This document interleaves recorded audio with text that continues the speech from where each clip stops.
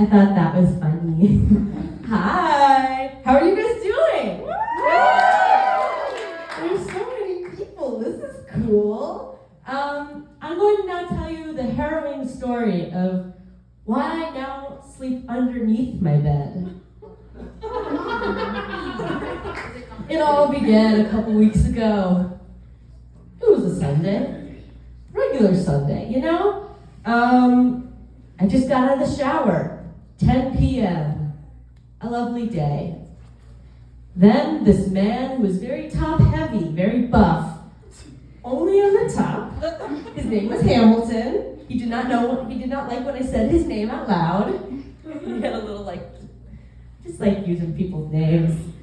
It's like a secret you know when they don't. Right, yeah, 10 p.m. Hamilton comes in the door and says, "Hello, we need to talk about your roommate agreement." And I was like, I don't have pants on right now. I'm gonna go get my pants on. So then I'm running around and I'm like, "Max, do you know what's happening?" And he's like, "No, man." Max is my roommate. And so we're wandering around and I got my pants on, we sit on the ground. And Hamilton's like, "In your roommate agreement, I have recently gotten an email that Max has sent me that you have violated some roommate agreements." And I thought to myself, no, I haven't. I don't think I did. I mean, who knows? Then he said, in the email, Max has stated that you went apple picking and you brought too many apples home. You have your clothing on the other side of the invisible line in the room. Your lights are too bright. He called them Christmas lights, and they are too bright. Okay, Hamilton, whatever. He was like, "You haven't bought toilet paper yet." I was like, "Because we don't fucking need toilet paper yet." Ridiculous. I was enthralled. I wanted to punch Hamilton. Not because of what he was saying, because of the way he was saying it. Just like the most aggravating voice of human history. And then at the end, he was like, "Do you understand what Max wants from you?" And I said, "Yes." And he said, "Are you sure?" And I said, "Yes." He said, "Are you sure you're sure?" "Hamilton, I'm not doing this right now. I couldn't do that." He said, "Sabrina, you can't raise your voice. So annoying." I know, right? So rude. Well, Hamilton leaves the room, and Max is like, "Holy shit. That just happened." And it was like, I know, right? And we had a long conversation because Hamilton was like, Max is like, "You're hard to approach." And I was like, "What does that mean?" And he's like, "I don't know. And I'm nervous to say that your clothing is on the wrong side of the invisible line in the room." And I was like, whatever, man. And I was so upset. So I was like, damn, you could have just texted me all this stuff.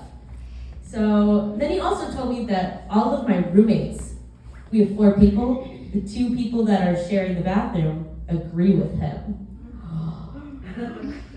3 against 1? Are you shitting me right now? I can't do this. 3 against 1? How am I supposed to? All against me? I didn't even talk to these people. A couple days later, I'm in the cafeteria. And I'm like walking around, and then my roommates are like, "Hey, wanna eat lunch?" And I was like, "Sure." And then they sat down and they're like, "Sorry, man, Max has really been bothering us. He won't leave us alone." And I was like, "Okay." They're like, "He never leaves the room, does he?" And I'm like, "No, he eats all of his food in the room. He eats every meal in the room, so the room smells like lunch meat. And the room smells like him." People have smells? Yes, they do. I figured that out. So the room smells like Max. It smells like feet and lunch meat. He never leaves because whatever. And then he was like, "Well, we don't really like him and everything." And I was like, "Max said that you guys don't like me." And then they were like, "No, like we're fine with you." And I was like, "Is this 3 against 1 against Max?" Yes, it was. 3 against 1 against Max is amazing. So, but like in the middle of that, I was like, I'm a little self-conscious, you know? Everyone hates me. This is not my safe space. I was like I'm trying to go to sleep, and I was like, he's watching me. Because I'm a little paranoid. Just a tad. Just a little. So it was like, he's watching me, I don't know what to do. I have an idea. Let's go to Target and buy a mattress pad, a small mattress pad, and underneath my bed was a small space that I decided was now my bed. Mattress over top me. Me sleeping on the ground. I have to like shuffle in there like I'm a vampire, and I'm like, oh, good morning. And like the top of the bed would be right there, and be like, oh, this is uncomfortable, but at least I'm safe. At least I have safety, you know? Pretty cool. So I'm a genius. Actually, this is what I've been wanting to tell you, actually. I'm a goddamn miracle. I also slept on my floor for a good 5 years when I was a kid. As a kid, I mean 18 years old. My bed would, I mean, it makes sense if you're like in my paranoid brain, but like, here's the bed, here's the door, and you're like, oh, hello, honey, and here's the bed, and then I would sleep not on the bed, next to the bed. So I would have a little corner, and I would call it my nest, like an animal. So I'm very like familiar with the nesting situation I'm going through, and I think that that's really training me for college. You know, how was I supposed to know? Something in my genius brain was like, you need to figure this out, Sabrina. And I did.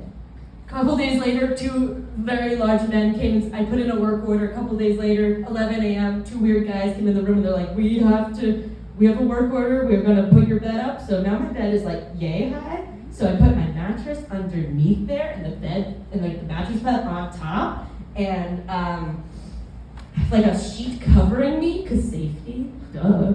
And that's the end of my story. How long was that? 7 minutes and 24 seconds. Say that again? 7 minutes and 24 seconds. I've been here for 7 minutes? Yes. Damn it. That was totally my fault. Bye.